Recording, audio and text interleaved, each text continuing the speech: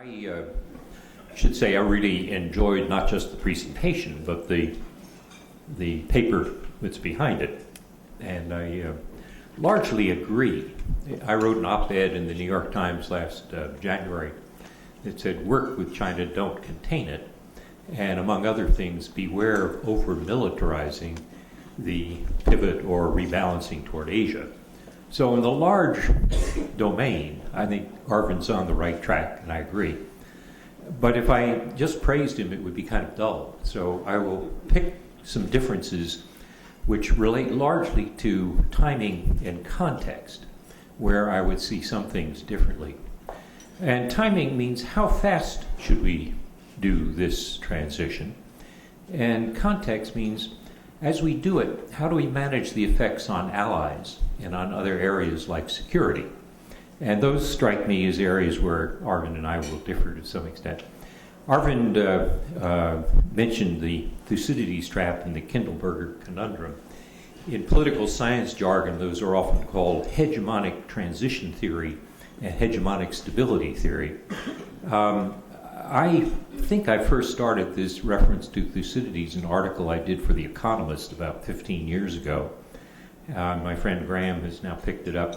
I kind of wish I'd never said it, because the great danger with historical metaphors and analogies is they get taken out of context. As my colleague Ernest May, a great historian, used to put it, anytime you draw a historical metaphor, put down the things that are similar and the things that are different. And when you look carefully at the hegemonic transition and the lessons from Thucydides, you have to realize that the war wasn't inevitable. Thucydides overdid it, as Donald Kagan at Yale has pointed out. And secondly, when people apply it to World War I, they forget that in World War I, Germany had already passed Britain in overall economic power by 1900. And if you look at China and the U.S., China's not about to pass the U.S. in any similar way.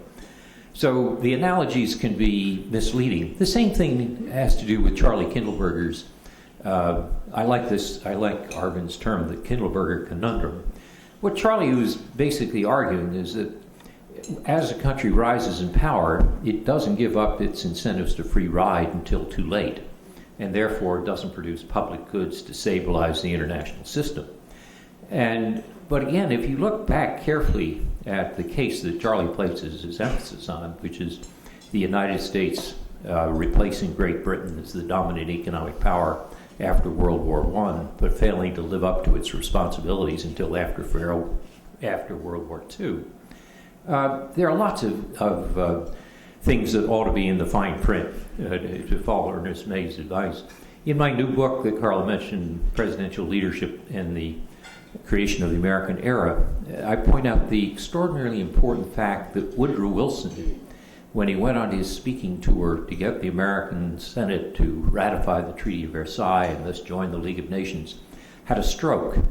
If the stroke had killed Wilson, rather than merely debilitating, the Americans almost certainly would have joined the League of Nations, and the 20s and 30s might have looked somewhat different. I mean, history is full of little ironies of that sort. There's also the point that if you explain why the Americans actually did contribute to the creation of global public goods and economics in the 1920s, but not the 1930s, there's another factor that has to be brought in called the Great Depression, which all bets may be off in terms of the analogy with U.S.-China, unless we have an event similar to that. But let me go back to the area of where I agree with Arvind on the overall, which I think the idea of integrating China in multilateral institutions is exactly right. John Eikenberry at Princeton has made this point for some time. To some extent, it's already happening, and it's happening not because of external pressure, because of domestic causes and change inside of China. And Arvind didn't have a chance to really go into this in his presentation, but it's nicely spelled out in the paper. A lot of the things that we want, we're pushing on an open door. But that also means we don't have to give up so much so fast. Now, there's the fact that two facts. One is that the United States is not declining, at least I don't believe so, as Arvind thinks. And the second is that China is moving in a direction that's compatible with our interests in terms of getting them into multilateral frameworks. Those things mean that we can take more time and pay more attention to the effect on our allies and on the security situation. So when I look specifically from that to the grand bargain, the three-part grand bargain, which is nicely simplified in the Financial Times column that Arvind did, on the IMF and World Bank, I agree completely that we should increase Chinese quotas in the IMF. I mean, if China should go from 10 to 17%, have a veto. The Europeans at 33% doesn't make any sense at all. And if you had three large countries with a third, with each with a capacity to veto, that might be useful.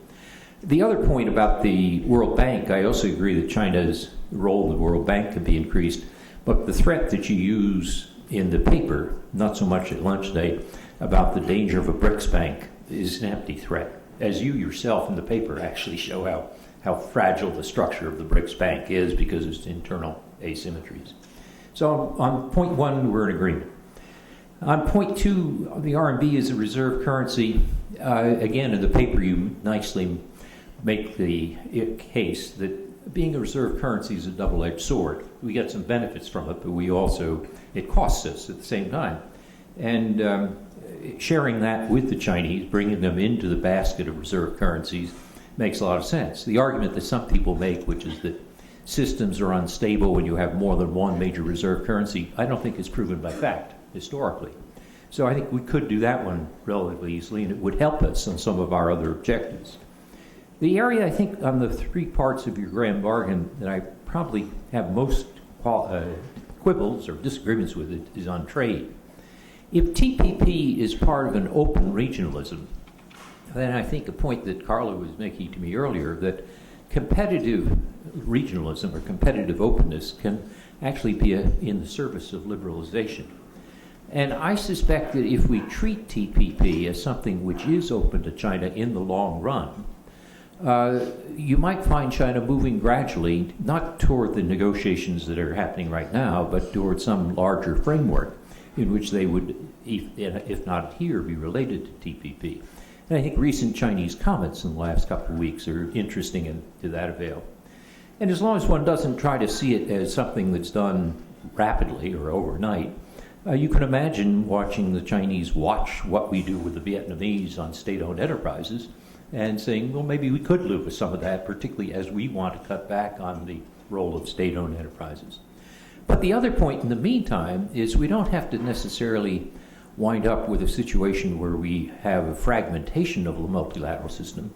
Kevin Rudd has made a very interesting proposal, the former Prime Minister of Australia, which is we should go to the Chinese and say, while we're doing TPP, which is open to you in the long run, why don't you and we work on reviving Doha?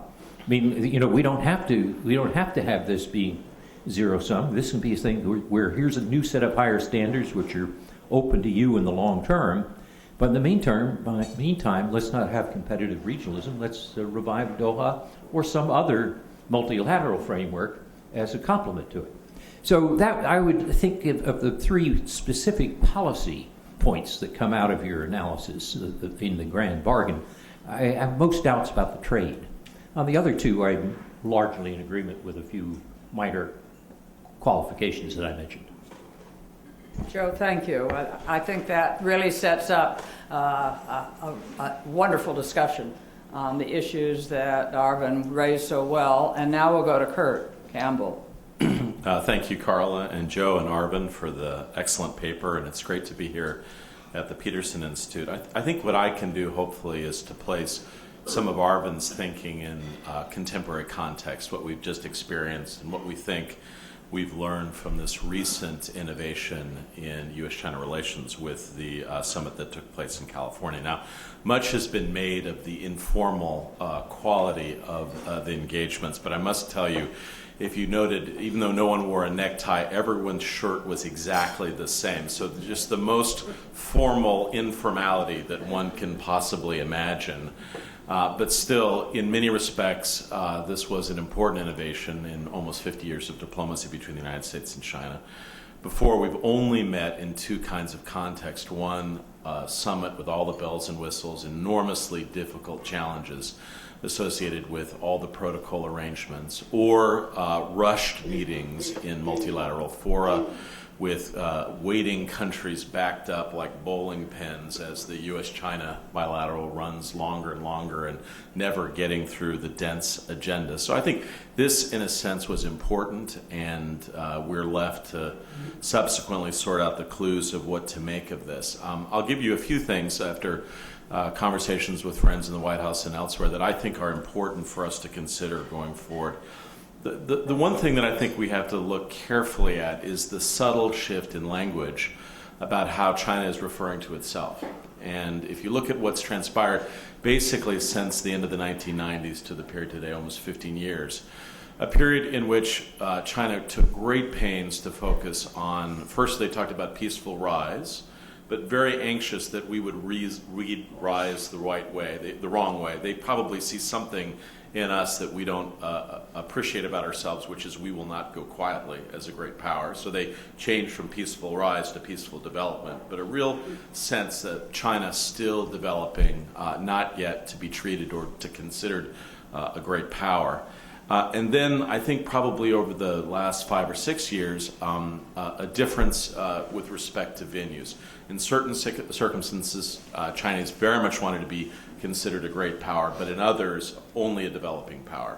So when it came for time for responsibilities associated with climate change, we're still a weak country, but in terms of treatment on the global stage with respect to major institutions, insistence on China as a great power. I think the important thing that transpired, and I think augurs in a new period with respect to U.S.-China relations, is that President Xi Jinping, I think, unambiguously embraces the notion that China is a great power.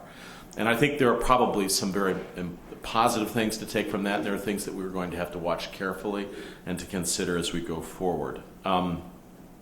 Most of my discussions with China over the course of the last couple of years about what it means to be a great power fall more into the kind of discussions that took place between the United States and the Soviet Union in the run-up to what was called the Basic Principles Agreement in 1972, in which Soviet officials at that time were intent on receiving from the United States concepts that can best be described as basically spheres of influence, very geographically focused, more understanding for what are the unique requirements, shall we say, that the Soviet Union had in its immediate neighborhood.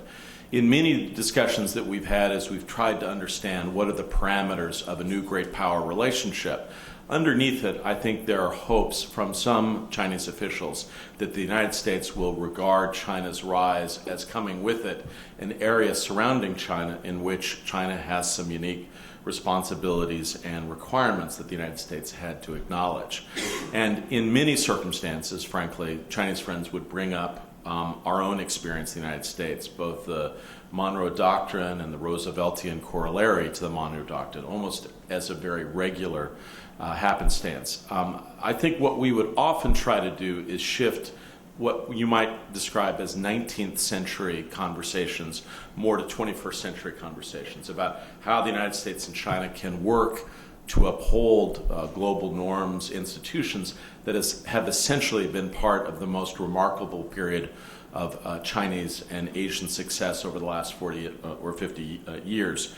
And what I love about Arvind's thesis of what he's laid out here, there is a Mark Twain painting the fence quality to this. Like, gee, I'm having a great time painting this fence, but if you insist, we'll give you a role and greater responsibilities in the IMF and the World Bank.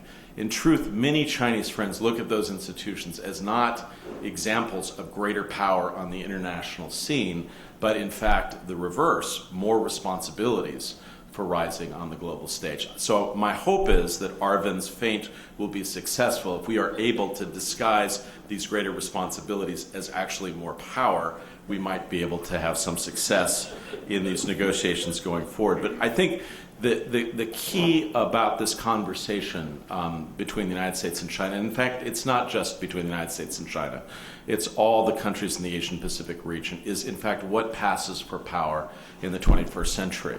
as opposed to the 19th century going forward. But I do like the conception that he's laid out, and I think is important going forward. I would quibble just with a couple of things just to undertake as we go forward. I think the irony of this issue of welcoming China into the multilateral institutions is first and foremost is that much of this has already taken place. The United States really led the way with respect to the G20 and to other institutions. We have, in fact, wanted China to play a larger role in many of these institutions for over a decade. Secondly, in some of these institutions, China was in before us. So the idea that, for instance, the East Asia Summit, which I believe will become one of the most important architectural designs of the 21st century in Asia, China preceded us by several years. And in fact, it was China that welcomed the U.S. decision to join the institution. In fact, the first country to welcome us, and we have worked, I think, remarkably well in that institution on issues of mutual concern going forward. I think it is also the case that anyone who focuses on Asia understands at a very deep and fundamental level that every country in Asia wants a better relationship with China. Every single country in Asia, including Japan, including the Philippines, including Vietnam, including the United States. So the very usage of the term containment is just, it resembles the residue of a period in history that is just long gone. And so what it tends to do is confuse people about what the nature of the fundamental challenges that we are facing in the Asia-Pacific region. So I just want to conclude with a couple of observations which I think are at the heart of what Arvind concluded with, which is the nature of the American contribution to the Asia-Pacific region. I think what's interesting is that at least my experience when I first joined the Obama administration in 2008, 2009, the dominant thinking in China's strategic circles was that the United States was rapidly on a period of dramatic decline and that we would be out of Asia before the not too distant future. So the combination of profound economic challenges and a view that the United States was deeply preoccupied in the Middle East and South Asia was an animating set of assessments among most of the strategic community in Beijing and Shanghai. And essentially what we have seen over the course of a few years is that there are three fundamental schools of thought in terms of China's role in the world and particularly its interaction with the United States. The first school of thought is by far and away the most well understood, the most dominant until recently. It is often described as the Biden-Hyde school, which is essentially not about goals, it's about tactics. It's about creating greater capacity, investments, creating greater power. And that school has been very able in terms of bringing both liberals and conservatives together towards achieving a capacity which we will decide how we'll use it in the future. The second school was very prominent between about 1996 to about 2000 under the Jiang Zemin period. And it essentially was a group of theoreticians and practitioners in Shanghai and Beijing that argued that the most important problems required a high degree of coordination between the United States and China: climate change, trade issues, macroeconomic policy, piracy, and the like. Now, while those writers are still very prominent in the Chinese system, they do not write as much on these issues anymore. So although the second school kind of exists in theory, they are not as active in strategic debates on these topics. Instead, what we have seen essentially beginning about 2005, 2006 is a school that has argued that China's time has come and that China is now the dominant country in the international system. Now, I think, as Arvind suggests, the last year or two has probably required some adjustment in that strategic surmise. But what we are looking for with Xi Jinping and his colleagues are some indications about where they're going to situate themselves on this larger strategic template, and whether, frankly, the second school, the idea that there is an essential requirement for U.S.-China cooperation going forward, will again be a central feature in strategic interaction with the United States. On the role of the United States in Asia, I think we face a couple of real challenges going forward. And it's not the inevitable personnel challenges and whether the high-level engagement and interest in the United States will continue, which I believe it will. But if you look at the history, and Joe has written a lot about this, of American martial engagement, Second World War, the Korean War, the Cold War, there is a tendency at the end of major martial campaigns for the United States to want to retreat from global politics. And the real key to the rebalance and the pivot is not that the United States would come home, but essentially change some of its strategic focus from the Middle East and South Asia to the Far East, Asia and the Pacific region as a whole. What's interesting, and we're at the beginning stages of this, and I as a Democrat am happy to admit this, what we have always been able to bank on in our domestic politics is that there has been a solid consensus in the Republican Party on internationalism, in our internationalist commitments and the strong defense. For the first time, basically since the mid-1940s, the Vanderbilt period, there is now an open debate within the Republican Party that matches the debate that has always been there on the Democratic side about whether the United States needs to have such an international pose. That will be challenging for us going forward to sustain what has been largely a bipartisan commitment to maintain a commitment in the Asian Pacific region. But in addition to this challenge of wanting to sustain this rebalance to Asia, there will also be the contrary push, which will be it's hard to leave the Middle East and South Asia with enduring problems of Syria and Iran and Iraq and Afghanistan. So the tendencies, the pulls in both places as we are trying to refocus our commitments in the Asia-Pacific region will be remarkable. My own particular sense is, and I'll conclude with this, Carla, the most important contribution that we can make in what will be an ongoing important conversation about cooperation with China and how we as two great powers can live together will be to sustain the sense of our own power, both domestically and in the region. That, more than any other innovation in global architecture or any other particular use of language, will contribute to, I think, Chinese strategic thinking about the need to work with us going forward, and I think that's the best way for us to proceed. Ultimately, I believe we're at a period in the U.S.-China relations where, as much as we like the idea of grand bargains, major communiques, big, sweeping, bold opportunities and examples, in truth, what we are really at is at a period where small steps of building constructive habits of cooperation in aid, in assistance, in military dialogue is the most important thing that we can do. And in fact, it has turned out to be one of the hardest things that we've been able to focus on over the course of the last couple of years. So the hope is after this summit that we will find areas to actually struggle to cooperate and to establish those habits going forward. Thank you. Thank you. I would say that we've had 3 really outstanding presentations giving us plenty of food for thought. Whether or not we are declining, I think Joe points out, we ought not to slam the door on China. There are many areas where we can work together, and we have no possibility of containing it. Kurt has just given a very good example of what's at issue and how we have to guard against turning inward, as historically has been a danger. And how we work with our Congress and people more broadly.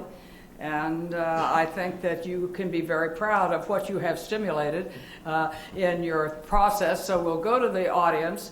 And are there thoughts, comments? Yes. I'll start here, and then we'll go to the middle of the room. Where's the mic? Right here, over here on the wall. My name is Gautam Adhikari. I'm a columnist for the Times of India. Now Speak up. My name is Gautam Adhikari. I'm a columnist for the Times of India, now living in the United States. Thank you, Arvind, for a very exciting and bold presentation. But I was just wondering whether I can ask a larger question, which is that as you integrate or try to achieve a more durable balance of power in the economic field, is there a simultaneous eclipse that might happen with the dividing line in the soft power of China and the United States, in the sense that United States and China are actually growing or offering other countries models of competing models of economic growth. And one is based on liberal democracy and individual rights. The other is kind of a Confucian capitalism based on harmony and consensus. Which model, and there are two reasons why I'm asking this question, which model is appealing a lot now to many other emerging economies? And the second reason I'm asking the question is that the inventor of soft power is sitting right here. So. You want to take that? You know, I have a fairly strong and straightforward view on this. I don't think there are lots of countries out there who genuinely believe that they want to follow the Chinese economic model. I think, you know, a lot has been made about capitalism in crisis after this global financial crisis, but I think most people come away with the interpretation, I think in the emerging market world, that, you know, don't let finance get out of hand, you know, be more prudent in fiscal policy, but the notion that somehow this means that, you know, everyone is going to go to state capitalism and put up protectionist barriers and start violating intellectual property, etc. I just don't think, I mean, I look at India, Brazil, South Africa, all these countries in the aftermath of the crisis, nobody is racing to, you know, to go back to a kind of dirigiste model of running the world. So I think China, I don't think China itself believes it's, you know, in some serious way that of course it wants to acquire soft power. In fact, David Shambao's book has a whole chapter devoted to all the ways it's doing. But I don't think they really, and correct me if I'm wrong, that they seriously believe that, you know, their model is what the rest of the world is aspiring to. I mean, they themselves aspire to some kind of American model, of course, with tweaks here and there. So I don't buy this China offering a really plausible, convincing economic model as a manifestation of its soft power. That might be wrong. There was a hand back there. Yes, please. If you're close to the microphone in the back of the room, take that one, but I think that the mic is migrating toward you. Oh, Nancy. Thank The you, light, I Nancy couldn't see Herzl, you. Center for Global Development. This question follows a little from the last one, but first, thank you very much, Arvind. You know, masterful piece, broad and sweeping, and great thoughtful comments. You did inspire a wonderful session. What I wanted to ask about is democracy. I was trying to put myself in the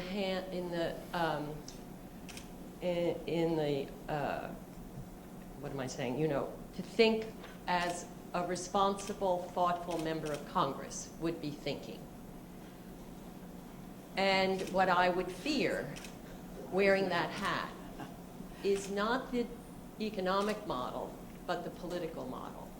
What I worry about is, you know, what I have is a lack of trust that without the checks and balances which undermine multilateralism as an approach in the U.S., as you suggested, without those checks and balances, that special interests will prevail in China. Not in the enlightened self-interests of the Chinese people or of the world, but in the self-interests of these special interests. And even the issue of the renminbi, which, you know, as you said, the Chinese seem to be hesitating to want it as a reserve currency. Doesn't that reflect some of the problems inside China that are essentially about checks and balances on special interests? So I wonder if you or Joe or any of you would. One more point here. I as a member of Congress fear more than I feared at the time of the Soviet-US competition. I fear a different political model, even more than I feared a different economic model. I'm happy to. You go ahead. So Nancy, that's a great question. I think part of this is also something that Joe said, that, you know, it's a question of timing. I mean, I don't think, as I said earlier about the economic model, I don't think the Chinese themselves think that, this is a model that they want to preserve forever and ever, and, there's going to be natural evolution. So, and there's no doubt that the more it evolves, the more trust it will engender in everyone else. There's no question about that. But I think that essentially the point I think I'm making in the economic realm is that some of those checks and balances are inherent to integration and the fact that China needs this open market for its own economic development. So you're right. I don't know how to interpret whether they do or they don't want the rise of the renminbi. My sense is that clearly they wanted to follow an economic policy of mercantilism, which required closing its capital account, maintaining an undervalued exchange rate, all the things that Nick has written about. That obviously went counter to what you needed to do to make the renminbi a reserve currency. But I think going forward, the sense that China believes itself to be a great power, that they have chafed under dollar dominance, gives me the sense that that they do want some of that in the future going forward. And I think we should harness that, as Joe and Kurt have also said, that for one thing, if to some extent their liberalization will be facilitated politically if they can say, oh, we're opening up our capital account, we're opening up the exchange markets, but hey, in return, we're getting this, reserve currency status, so they can use that kind of nationalist card to get some of these, to work towards where they want domestically. If you use public opinion polls to measure the attractiveness as a country, which can be a surrogate for their soft power, the last 5 years should have been a period where we would see China increasing in its attractiveness in a lot of countries because of the failure of, in quotes, the Washington Consensus and the great success of the so-called Beijing Consensus. That's another indication of why you want to avoid that kind of gross metaphor. If you look at the recent BBC poll of 26 countries, China has seen a tremendous decline in its attractiveness over the last 5 years. So I think their economic success compared to political didn't do them a lot of good in terms of what this BBC poll found. But I think, Nancy, your point about looking ahead to the future is an interesting question. I wouldn't have called it democracy because there's so many different ways you can define democracy. It's political participation.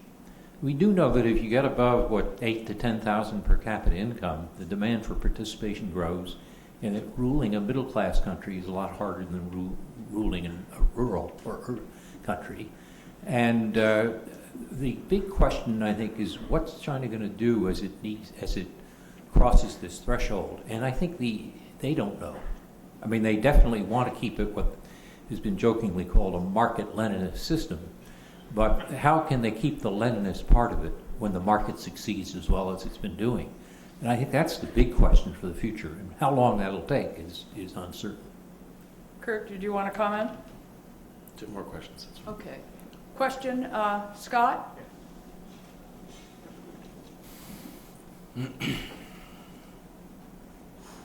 Thank you. I'm Scott Miller of CSIS. Arvind, congratulations on an excellent paper, very provocative. Enjoyed reading it. I have a question about Kurt's comments on your paper. Your paper is about grand gestures, and those things are kind of hard in Washington these days. I mean, we're having a tough time with annual appropriations bills, let alone grand gestures, which is a point you made later. Kurt made a fairly compelling argument for consistent, small, piece-by-piece, step-by-step action.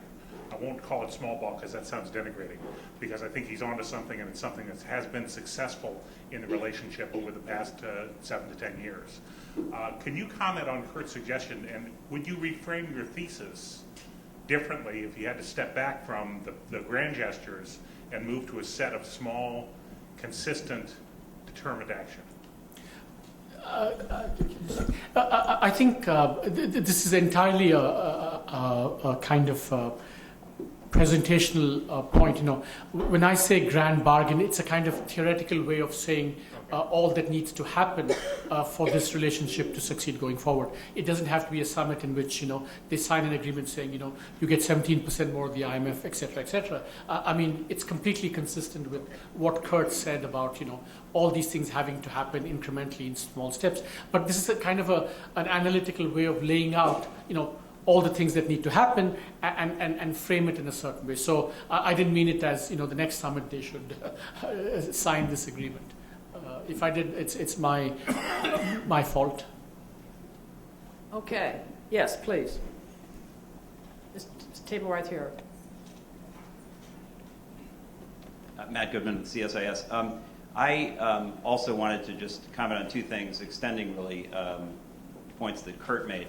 On TPP as a manifestation of containment, I just don't even understand that, because a trade agreement can't contain a country, and nobody in that group wants to contain China. As Kurt said, everyone wants to engage with China and be more economically involved with China. I think TPP is what the U.S. government says it is. It's to help establish rules of the road in the international system, to upgrade and update them in the face of having tried other paths to the summit and not being able to get to the summit, which is multilateralism. Everybody wants that ultimately, but we haven't been able to get there via Doha. And TPP, is the next best thing. Second best, admittedly, but it is the second best, next best thing. And China should ultimately be part of that. So I feel pretty strongly about that. That certainly TPP has nothing to do with containment. But the question relates to the G20, which you didn't mention, I don't believe, but Kurt did again. I mean, what about that? Because the U.S. did make a pretty substantial concession when it moved from the G8, G7, G8-centric world to a G20-centric world, admittedly out of possibly desperation, but it did because it needed China's help and everyone's help. But that was a pretty substantial concession of multilateral governance influence in the world.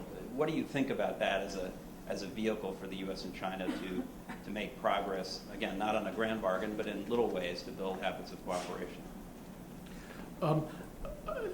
Let me talk about the TPP for a second, because I also, Kurt said some things about it, Joe said some things about it, and I want to come back, and Carla is here, so let's focus on TPP for a second. I think, as an economist, a preferential agreement is both liberalization and containment, by definition. You lower your tariffs to a partner who's part of it. By definition, you're disadvantaging a third country. So the fact that you're doing it, U.S. and Asian markets will have preferential arrangements vis-a-vis each other. By definition, will and I think that's.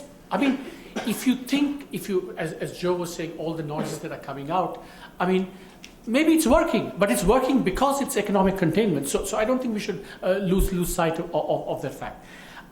Where I kind of am a bit open, and where I would agree with Joe and Kurt, it's something that I didn't have a chance to spell out, is that I do say very strongly that, my problem with China and India and other emerging market countries has been that they've provided the fodder for TPP, etc., to make sense because of the lack of progress in the Doha round and the multilateral front. So in my paper policy brief, I say very clearly that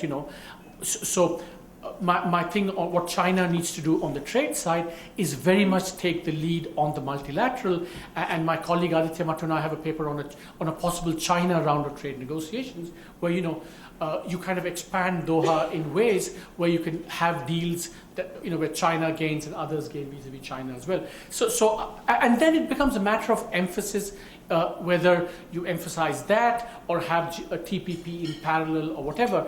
But I do think that my last point here is that, and this is something that all of you know better than I do, there are uncertainties and contingencies in this, Joe, right? So you say, I completely agree with you, the BRICS Bank, not a threat. TPP, they're coming around, not a threat, not really a problem.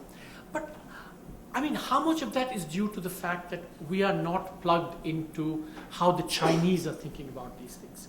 And you know, and to say Chinese itself is a bit silly because, you know, it's a monolith within China. You know, how's the Chinese army viewing TPP? I mean, we don't have a clue. So if you factor all these contingencies and potential, you know, malign interpretations of what we're doing, then I think it becomes a little bit more difficult to maybe unambiguously say, oh, TPP is a good thing and China will come on board. So I have a measure of kind of openness and agnosticism about this, because in part because I don't think we listen to enough of how the Chinese opposition. I mean, there was an op-ed in the FT by Ying Yao Yang, very explicitly saying that we think TPP is containment.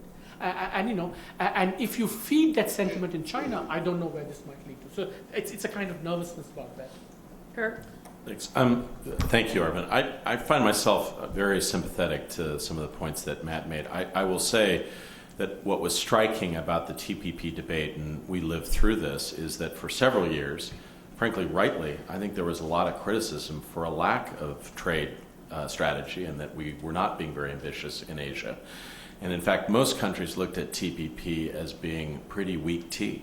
And then overnight, there is now another debate about how TPP is an incredibly powerful vehicle of containment. So it's gone from being, you know, not befitting of a great power to some sort of tool.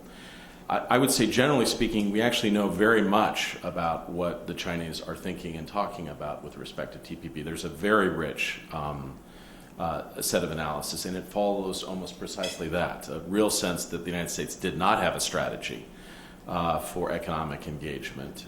And that's one of the reasons why China and other countries had so many other corresponding, I wouldn't say competing ventures, but ASEAN +3, a variety of other institutional trade initiatives that were laid out over the course of the last several years. And now, again, much more concern around TPP. I will say, you know, I sat in thousands of hours of dialogue and discussions and diplomacy over the course of the last several years. And one of the things that troubled me the most, I won't name the interlocutor, but a person that I respect enormously, greatly, I think he's one of the finest diplomats of this generation. And at a particularly difficult time in our relationship, I'm not going to go into great detail here, he and I had a one-on-one in which we had not had any sleep for many days. And he said, before we go further, I just need you to assure me of one thing. And he was not kidding. He said, I need you to tell me that all of this that we're living through is not part of a larger American plot. And this was not a talking point. It was a deeply felt and a deeply felt sense of anxiety about what the United States was up to in Asia. And so the fact remains that there is indeed some willful misunderstanding, but there is also some very genuine concern about what the United States is up to in Asia. And here, I think myself, I would fault us, me, and others for not being clear enough that as we seek to focus on Asia, at the very heart of that is a desire to have a better, responsible strategic relationship between the United States and China, as well as other powers in the Asia-Pacific region. I think that's possible, but it's going to take much more work on the public explanation dimension of what we're seeking to do. Do you want to say anything? Kurt, let me just ask you, when I talk to people in China, I think that they originally had the view that we were excluding them.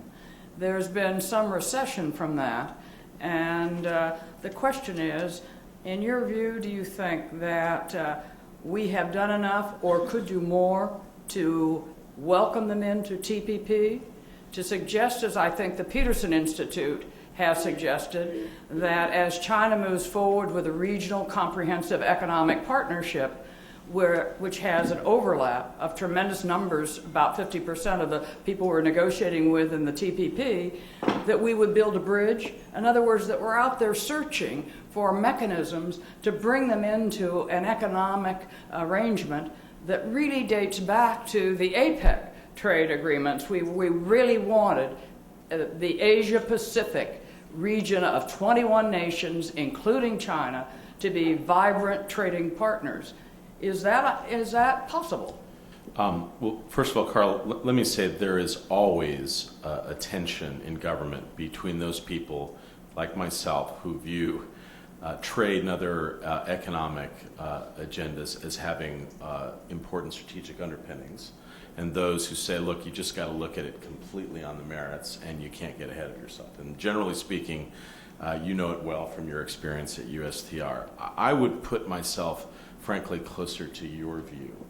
And I believe that some of the commentary that we have received in the last 2 weeks, and it's been echoed in a few places, that China wants a dialogue with the United States on TPP. I think that's extremely hopeful, and I know that it was an issue that was raised in the meeting between President Xi and President Obama. I do think that it is impossible to describe, if you're inside an administration, how fraught any negotiation is on a trade issue. And so just as we're getting our hands around this one, just the context with the new addition of Japan and some of the challenges that we face in Canada and Mexico, the idea of this other major swirling sun that would come into the orbit of this is very intellectually and strategically challenging. However, I do believe that at the basis of peace and stability in Asia has to be a sense that the TPP is not invitational but aspirational, and that it is entirely appropriate for China to aspire, and that in fact it will not be up to the United States to decide, but that we can help facilitate a dialogue whereby some form of negotiation going forward makes sense. But in addition to that, Carl, I will say what I'm more worried about in the short term, frankly, is what TPP does in Southeast Asia, where other countries like Indonesia and the Philippines are saying, hey, what about us? What about us? And so we need to be able to make clear, not just to China, but to other countries, that we're prepared with stepping stones and other vehicles that will allow them ultimately to join, as Matt indicates, this 21st century trade agreement. I know we have some Chinese journalists here. Yes. A question from one of our Chinese friends. Yes.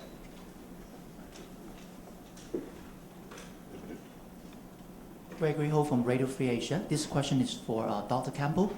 I'm concerning about the NSA lead story, especially the main character guys, Edward Snowden, who is stationed in Hong Kong, presumably.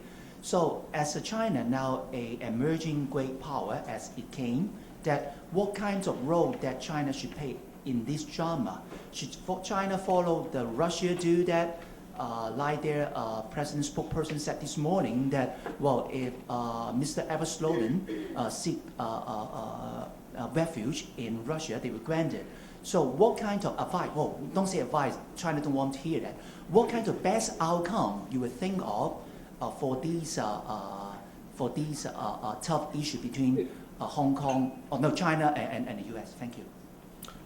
A lot of this lies at a legal level and extradition issues, which I'm really not very well equipped to answer. I would say that at a time where clearly the issue between the United States and China that is at the top of the list, which is cyber-related issues, to have this happen sort of on the wake of the summit, I think provided challenges for the President and the U.S. team to try to explain our position on one and our issues on another. I think that obviously Congress, the executive branch, have made very clear that they're going to prosecute this case.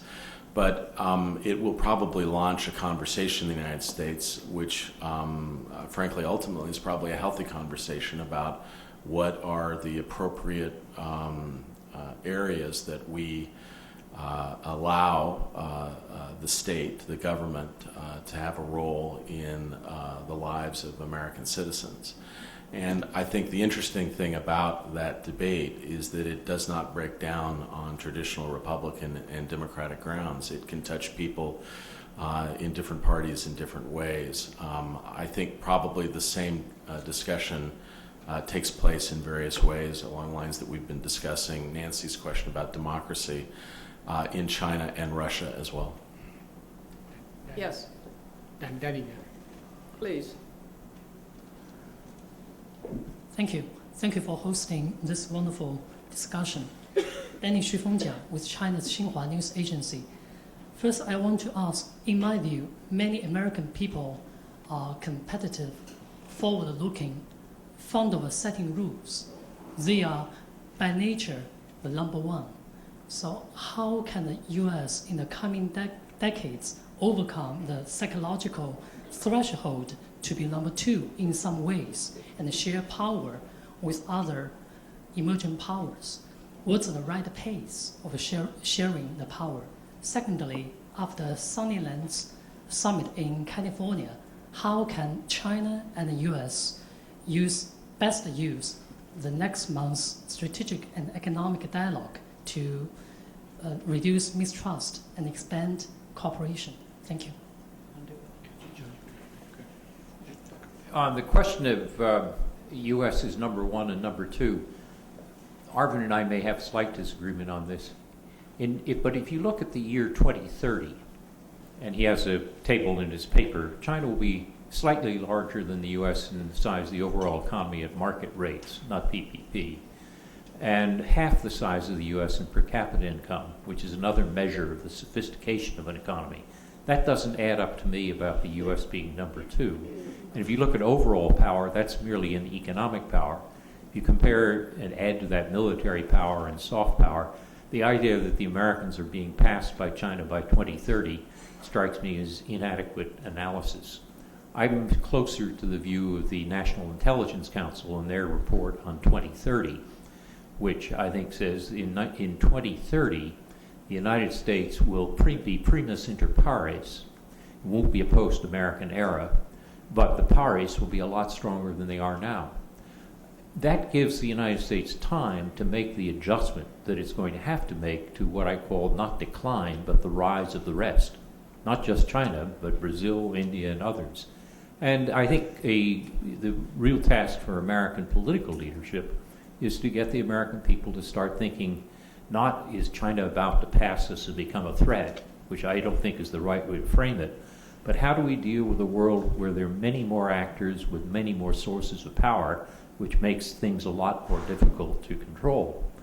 So I think that's the task that we face in the years ahead. And I think if we focus too much on the so-called China threat, China passing us and we're becoming number two and so forth, it's going to create the kind of fear that is going to prevent us from adjusting the way we need to adjust.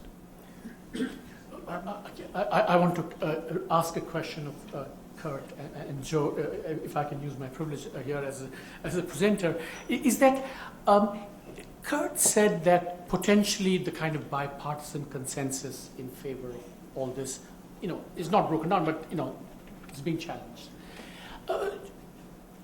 Joe, is that a threat? And if so, the point I made about does domestic U.S. politics and political institutions need to change to cope with a more multilateral world, or to cope with more active multilateral engagement by U.S.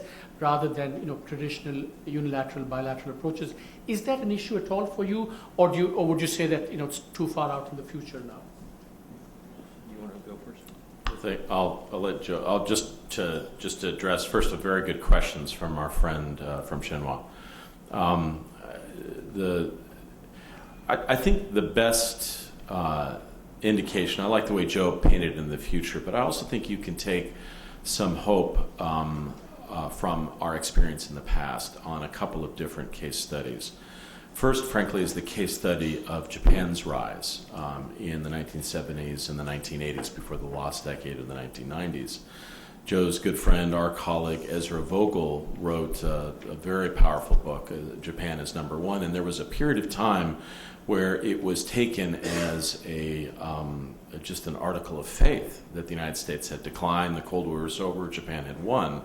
And frankly, if you look in that period, even though there were tensions in the U.S.-Japan relationship, Japan owned some very prominent parts of the United States.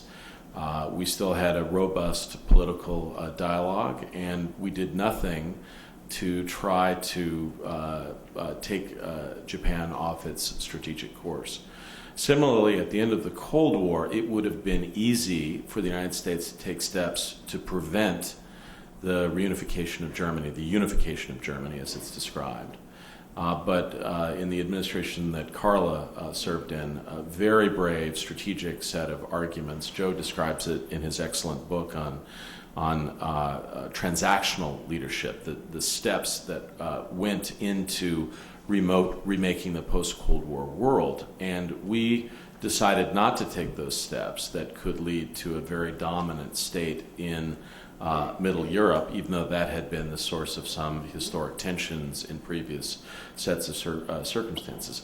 I believe personally that there are things in the American strategic character that are welcoming to sharing power. We already understand that goods and services provided elsewhere can be superior to those that we receive here. I think that psychologically we both have issues that would suggest that we can accommodate and that there are issues that will be challenging for us. But I would say if we are looking for a partner in these challenges that face the very same cultural tensions in either direction, it is clearly China, a country that has traditionally seen things flow to it and tends to think in most circumstances in terms of big countries and then smaller states. And so I think both of us have our work cut out for us. I believe that is what the nature of the diplomatic project of the next 25 or 30 years will be about. Nothing could have prepared us worse for this challenge than the example of the Soviet Union, a black and white experience, completely different than the multifaceted set of engagements that we'll have with China. And it is inevitable that we will have both areas of cooperation and areas of competition. And it's going to be the mixture of this sort of multicultural, dynamic set of challenges, areas of closeness and competition that will provide the greatest threat to how the American public and officials see China. Since we're past our time, I'll just quickly answer Arvin. American institutions are inefficient. They were designed that way by the Founding Fathers. If you think they're bad in trade now, look at the period before 1934 that you described. They're a lot worse. Congress does have capacity every once in a while to recreate itself. Base closing procedures, in trade, the idea that you can have everything lumped together. It's designed to be an inefficient set of institutions, but it's also not prevented us from doing it reasonably well ever since they were first designed. Goldwater Nichols. Well, I wish we could go on all afternoon, and we can thank Arvin for getting us started, Kurt and Joe for making this a very rich discussion, and all of you who participated. So I thank you very much.